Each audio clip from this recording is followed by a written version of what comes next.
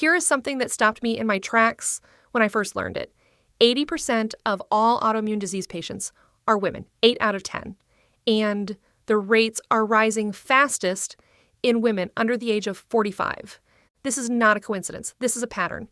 And today we are going to talk about it honestly, practically, and in a way that actually gives you something to do about it.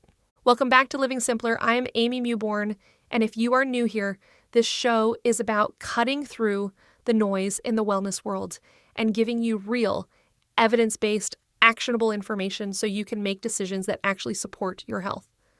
Today's episode is one that is really personal to me, and I am going to share why in just a moment. We are talking about autoimmune disease, what it is, why it is rising so dramatically in women, what is silently driving it in your body, and most importantly, what you can actually do about it starting today. I want you to stay with me through the whole episode because we are going to get specific, not surface level, not eat more vegetables and reduce stress. Real, specific, actionable steps that you can actually implement. Let's go. I need to start here because I think it matters that you understand where I am coming from. I am not sharing this topic as someone who studied it from the outside. I am sharing it as someone who is living it. At 29 years old, I had a stroke. It was caused by birth control. I was young. I was healthy by every conventional standard, and it happened anyway. That experience cracked open my understanding of how vulnerable we are to things we are told are safe, things that have been approved, prescribed, and recommended by the very system we are taught to trust. Then, in 2023, I was diagnosed with MOGAD. That stands for myelin oligodendrocyte glycoprotein antibody disease. It is a rare autoimmune condition that affects the central nervous system. My immune system was attacking the myelin sheath around my nerve fibers, the protective coating that allows your brain and nervous system to communicate properly. The conventional treatment protocol involves immunosuppressant medications, drugs that turn down your immune system systemically so it stops attacking itself. I sat with that option. I researched it. I talked to practitioners I trust, and I made a different choice. I chose to go deep into the root causes. I chose to look at what my immune system was responding to rather than simply silencing it. And I want to be really clear here. This was my personal decision made with full awareness of the risks and with practitioners who know my case intimately. I am not telling you what to do. I am telling you what I did, and I am sharing what I learned in that process because I believe it can genuinely help you understand your own body. What I found completely changed how I understand health, how I live, and what I teach. Let me give you the landscape first so you understand just how significant this issue is for women specifically. Over 50 million Americans are currently living with an autoimmune condition. That makes autoimmune disease the third most common category of illness in the United States, right behind cardiovascular disease and cancer. And yet it receives a fraction of the research funding, the media coverage, and the public awareness.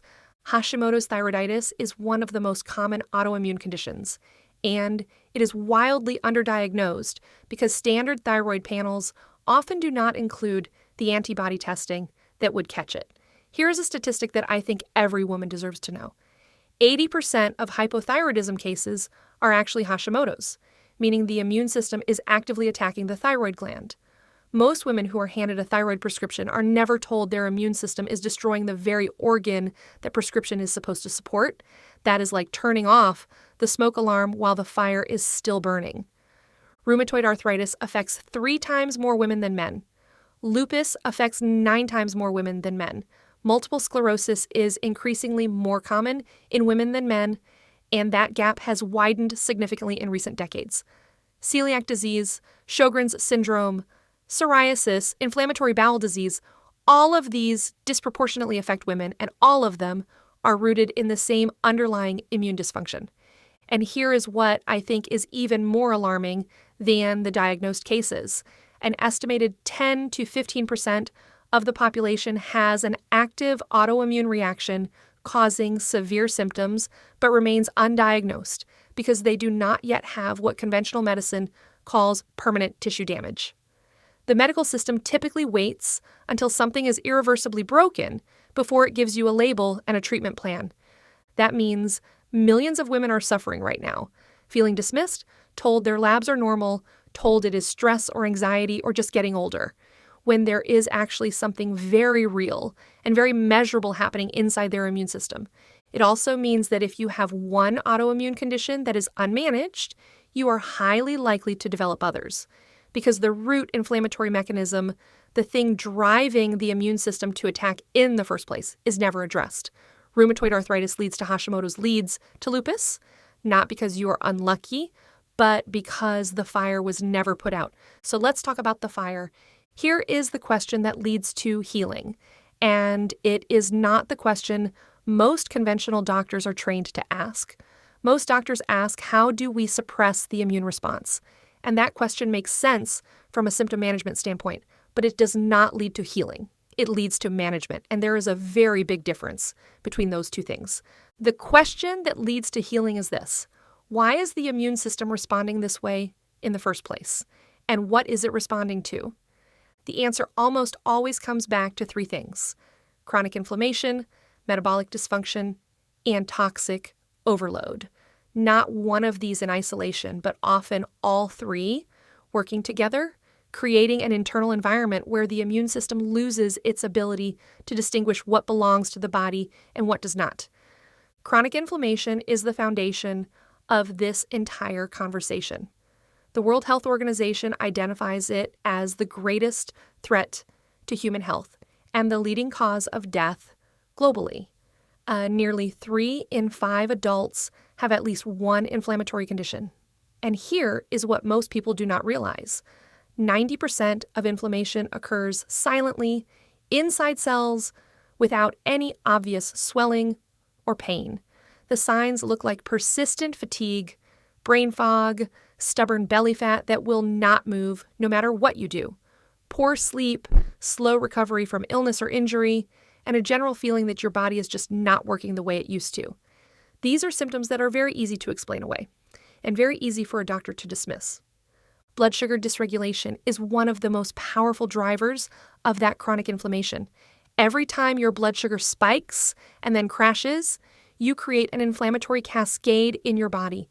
If you are eating in a way that causes blood sugar swings multiple times a day, you are creating inflammatory conditions in your body multiple times a day. 88% of American adults have some form of metabolic dysfunction, and people with insulin resistance have 2 to 3 times higher levels of inflammatory markers than people with healthy metabolic function. Hormonal imbalance feeds directly into this cycle. Your endocrine system and your immune system are not separate. They are deeply mechanistically connected. Estrogen, progesterone, cortisol, and thyroid hormones all play active roles in regulating immune function.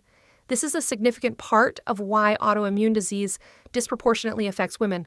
Our hormones shift throughout our cycles, through perimenopause, through menopause, through postpartum, and each of those hormonal transitions affects how our immune system is calibrated. And then there is chronic stress. This one is so normalized in our culture that most women do not even recognize how much of a physiological burden it is. Chronic stress can raise inflammatory markers by up to 60%. When your nervous system is in a constant state of fight or flight, your immune system is chronically activated. Over time, that constant activation becomes dysregulated. Busyness is a silent driver of immune disease, and I say that as someone who built multiple businesses and ran herself into the ground, believing that productivity was a virtue above all else. It is not. Your nervous system pays the price, and eventually your immune system does too. Now, I want to spend some time on the piece of this conversation that I think is the most overlooked, and it was one of the most genuinely shocking pieces of my own education when I went deep into my healing. The average woman is exposed to more than 168 unique chemicals before she leaves the house in the morning. 168 before breakfast, before she walks out the door. Women use an average of 12 personal care products every single day. Shampoo, conditioner, face wash, moisturizer, serum, foundation, mascara, deodorant, perfume, and more. Each of those products contains multiple synthetic ingredients.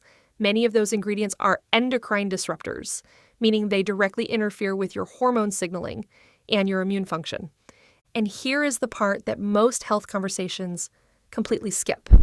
Endocrine disrupting chemicals do not just affect your hormones in isolation, they affect your immune system, because these two systems are deeply interconnected. When one is disrupted, the other suffers. And many of these chemicals were never tested for long-term safety in women. Many were approved decades ago under standards that are completely inadequate by modern scientific understanding. And yet we are applying them to our skin, our hair, our lips, and our armpits every single day. Let me get specific because I think specificity is what actually drives change. Conventional cleaning products. The synthetic fragrances in most conventional cleaning products are classified as trade secrets, which means manufacturers legally do not have to disclose what chemicals are in them. Many contain phthalates, which are endocrine disruptors. Others contain ingredients that create indoor air pollution every single time you use them. You clean your kitchen and you breathe in a chemical cocktail. Beauty and personal care. Parabens used as preservatives in moisturizers and shampoos mimic estrogen in the body. Formaldehyde releasers are found in nail products and some hair treatments. Heavy metals, including lead, are found in some lipsticks and eyeshadows. These are not fringe concerns or conspiracy theories. These are documented, measurable, and in many cases, the same products that are sitting in your bathroom right now. Water. Tap water in most communities in the United States contains chlorine and chloramine used during treatment. It also frequently contains traces of pharmaceuticals, agricultural runoff, PFAS compounds known as forever chemicals because they do not break down in the body or the environment, and increasingly, microplastics. I need to stop here specifically on microplastics because the research coming out in the last 2 years is something every woman needs to hear. A study published in 2024 found microplastics in 100% of the human testicles and placentas tested. Not some, 100%. Microplastics have now been detected in human blood, in breast milk, in lung tissue, in brain tissue, and in arterial plaques. These are not particles that your body was designed to encounter. They are recognized as foreign invaders. They trigger an immune response. And when that immune response is being triggered constantly and chronically by particles you cannot see or feel, your immune system is in a state of continuous low-grade activation, and we are right back to chronic inflammation. Microplastics also disrupt the gut microbiome, and this matters enormously because 70 to 80% of your immune system lives in your gut.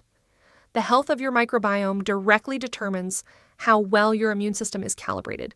When the microbiome is disrupted, immune dysregulation follows. It is not complicated. It is cause and effect. The average person also has approximately 200 industrial chemicals detectable in their blood. The total chemical burden we carry in our bodies today is something that simply did not exist at this scale 50 years ago. And we are wondering why autoimmune disease is rising. Before I get into what you can actually do about all of this, I want to take a quick moment to tell you about something inside the Living Simpler Collective. Inside my membership community, I have built out a full course library specifically around the topics we are covering in this episode today. Full courses on autoimmune healing, detox protocols, hormonal weight loss, and peptides for women's health. These are not quick blog posts or overview videos. They are comprehensive educational experiences built on the same research and clinical insights you hear on this show, with real protocols and implementation guides that walk you through exactly what to do and in what order. If you are listening to this episode and thinking, I want to go so much deeper than this, the Living Simpler Collective is where that happens. You can learn more and join us at livingasimpler.com. I will make sure the link is in the show notes. Okay, let's talk about what you can actually do because I promised you this episode would not leave you in overwhelm, and I meant it. Here's how I think about this and how I recommend you approach it too. You have 4 primary levers: reduce inflammation through food and lifestyle, improve your metabolic function, support your body's natural detoxification pathways, and reduce your daily environmental toxic load. You do not have to pull all 4 levers at once. You identify the place with the highest leverage for your situation, and you start there. On the food side, the most immediate and impactful changes you can make are removing seed oils and dramatically reducing processed sugar. Seed oils, meaning canola, soybean, sunflower, and corn oil, are in virtually every packaged food and most restaurant food. They are highly processed, they oxidize rapidly in the body, and they are one of the most significant drivers of dietary inflammation. Eliminating them is one of the highest impact dietary changes you can make, and it matters more than almost anything else on a standard anti-inflammatory protocol. Processed sugar fuels inflammation, feeds harmful gut bacteria, and spikes blood sugar. You do not need to be perfect, but dramatically reducing it changes the internal environment of your body. For autoimmune conditions specifically, gluten is something to take seriously. Gluten can trigger intestinal permeability, commonly called leaky gut, in susceptible individuals. And leaky gut is one of the most significant drivers of immune dysregulation. When the gut lining is compromised, proteins that should stay inside the digestive tract escape into the bloodstream, and the immune system mounts a response. Over time, that response can become misdirected at your own tissue. I eliminated gluten completely as part of my own protocol. This is a decision you have to make for yourself, but it is worth researching and considering, especially if you have an existing autoimmune diagnosis. Conventional dairy is another common inflammatory trigger, particularly for those with autoimmune conditions, due to both the protein structure and the hormone content in most commercial dairy products. On the other side, prioritize foods that actively work against inflammation. Wild-caught fatty fish for omega-3 fatty acids, dark leafy greens, berries, extra virgin olive oil, turmeric, and ginger, both of which have well-documented anti-inflammatory mechanisms and have been studied extensively in this context. On the metabolic side, the simplest shift you can make immediately is this: eat protein and fat first at every meal before any carbohydrates. This single habit blunts the blood sugar spike, keeps you fuller longer, supports steady energy throughout the day, and reduces the inflammatory burden that comes from blood sugar swings. It costs you nothing. It requires no supplements. You can do it at your very next meal. Reduce ultra-processed foods and refined carbohydrates. These are the fastest drivers of metabolic dysfunction and the fastest way to keep your immune system in a state of chronic activation. Protect your sleep. This is non-negotiable for metabolic health.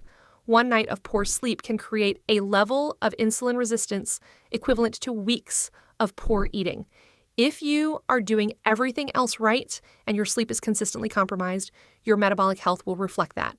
Sleep is not a lifestyle luxury, it is a physiological requirement. For detoxification, your body already has a sophisticated and intelligent system for eliminating what does not belong. The liver, kidneys, lymphatic system, colon, skin, and lungs all play a role. The goal is not to do some extreme cleanse. The goal is to support these systems so they can do the job they were designed to do. Cruciferous vegetables actively support liver detoxification. Broccoli, cauliflower, Brussels sprouts, arugula, and kale all support the phase 1 and phase 2 detoxification pathways in the liver. 1 to 2 servings per day makes a measurable difference. Infrared sauna is a consistent part of my personal protocol.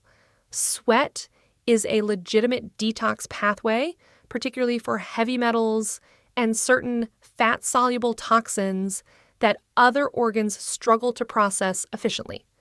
Prioritize daily bowel movements.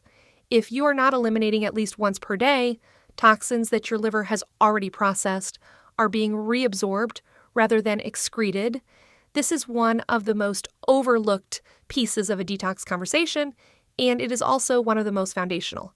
For reducing your toxic load on a daily basis, start with your cleaning products. You do not need harsh chemicals to clean your home effectively. Swap to fragrance-free, plant-based products, Branch Basics, 7th generation free and clear, or even a basic Castile soap solution handle most household cleaning needs without the chemical burden. Audit your personal care products. Download the EWG Healthy Living app and scan your current products. You do not have to replace everything at once. Replace items as they run out, choosing cleaner versions each time. This is sustainable and it adds up significantly over the course of a year. Filter your water. This is one of the highest impact investments you can make for your health and your family's health. A quality reverse osmosis system or a solid carbon block filter removes PFAS compounds, heavy metals, chlorine, and significantly reduces microplastic content. I treat this as a priority, not a someday goal. Add a HEPA air purifier with activated carbon to your sleeping space at minimum. You spend approximately a third of your life in your bedroom. The air quality in that room matters. Activated carbon specifically captures VOCs and chemical vapors that standard HEPA filtration alone does not address. Choose organic produce, particularly for the items on the Environmental Working Group's Dirty Dozen list. Strawberries, spinach, kale, peaches, pears, and bell peppers consistently carry the highest pesticide loads in conventional produce. Prioritizing organic for these specific items is a targeted and cost-effective approach. And reduce plastic food and drink containers. Move toward glass and stainless steel for food storage. Never heat food in plastic. Eliminate single-use plastic water bottles as a daily habit. These are small shifts that reduce your daily exposure meaningfully. I also want to mention something that we cover in depth inside the Living Simpler Collective, and that is peptides. Peptides are one of the most exciting areas of research in functional and regenerative health right now, and they have particular relevance for women navigating autoimmune conditions, inflammation, and hormonal shifts. Things like BPC 157 for gut inflammation and tissue healing, GHKCU for calming autoimmune responses and supporting mitochondrial function, and microdosed GLP-1s for decreasing inflammatory cytokines and stabilizing blood sugar. This is a topic that deserves its own full episode, and I do have a complete course on it inside the collective if you want to go deep on it right now. Everything is at livingassimpler.com. Let me close today's episode with the thing I most want you to carry with you. Your body is not broken. Your body is not betraying you. Your body is responding intelligently to an environment that it was never designed to handle at this scale. The level of toxic exposure, the inflammatory food supply, the metabolic disruption, the nervous system overload that the average modern woman is navigating every single day did not exist 50 years ago. Your body is doing its absolute best in an environment that has changed faster than biology can adapt. And here is what that means. It means this is not your fault. And it also means you have real power to change it. Because if external inputs created the internal environment where your immune system became dysregulated, then changing those inputs changes the environment. That is not wishful thinking. That is biology. Healing is not about being perfect. It is about systematically reducing the burden and consistently rebuilding the foundation. Every anti-inflammatory meal matters. Every product you swap out matters. Every night of protected sleep matters. Every glass of filtered water, every time you choose protein first, every time you take 10 minutes to sit outside in the sunlight, these things compound. Over weeks and months and years, they build a different internal environment and a different immune response. You are more powerful in your healing than most of the medical system has ever led you to believe. And that is the core conviction behind everything we build inside Living Simpler. If this episode resonated with you, please share it with a woman in your life who needs to hear it. Whether she has a diagnosis, whether she is in the middle of trying to figure out what is wrong, or whether she just has that feeling that something is off and nobody can tell her why. This information matters and it belongs in more hands.